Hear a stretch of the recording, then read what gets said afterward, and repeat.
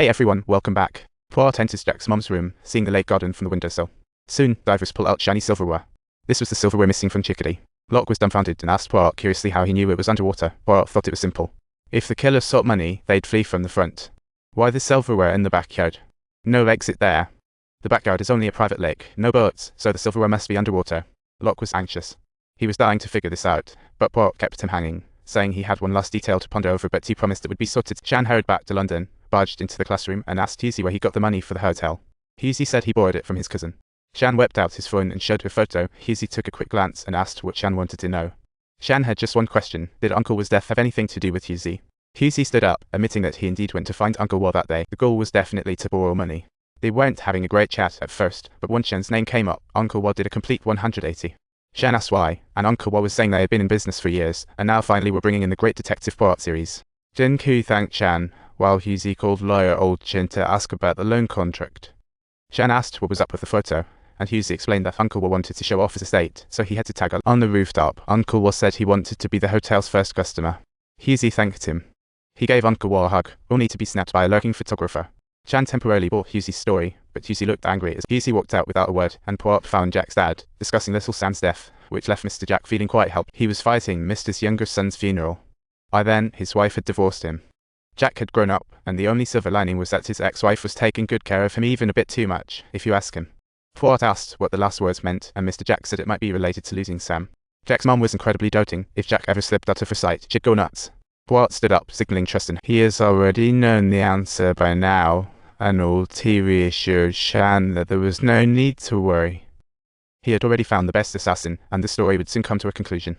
Shan was reluctant, but the publishing house needed this book. He returned to the office. The new intern asked for a leave to get a checkup, and Shan agreed.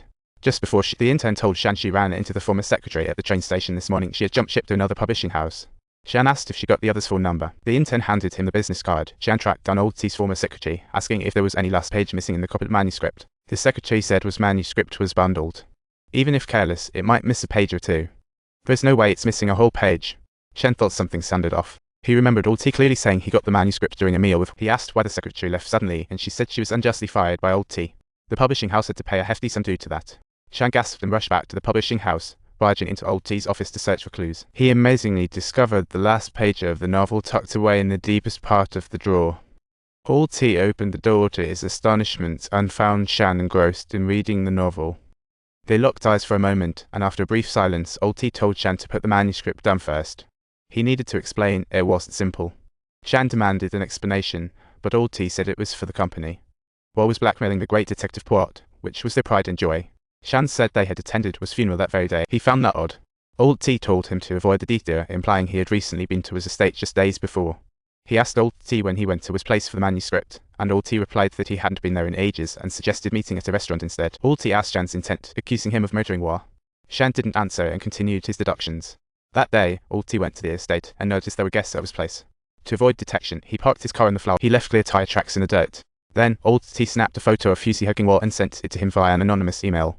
The aim was to throw a wrench into the investigation, but unfortunately, Old T underestimated Shan's determination to uncover. Prior to that, Old T had already read the last chapter of the novel, where Wa had written Poirot's death. It was something Old T just couldn't accept. The last chapter of the novel needed revisions, but with Wa's temperament, that was out of the question unless he was dead.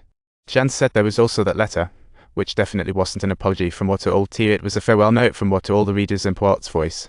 Old T found the only handwritten manuscript at the estate and stuffed it into a printed envelope. Wa told Shan to stop, saying he did it for the publishing house. Shan stood up, insisting Old T surrender tomorrow.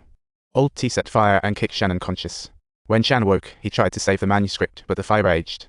The smoke blinded him.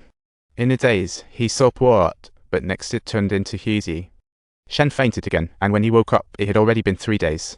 His sister Kate told him about it. Locke arrested Old T, case closed. Shan was still at the police station. He hung out there. They took him to the beach, where his sister Kate casually mentioned that Locke had caught Old T and the case was all wrapped up. That night, Shan sat on his bed reading the last chapter of the novel, where Poirot walked into the tavern. It laid out the truth of the matter. There was no killer in Anta's case. It was all just one big accident, just as the Lady Bachelor had once said.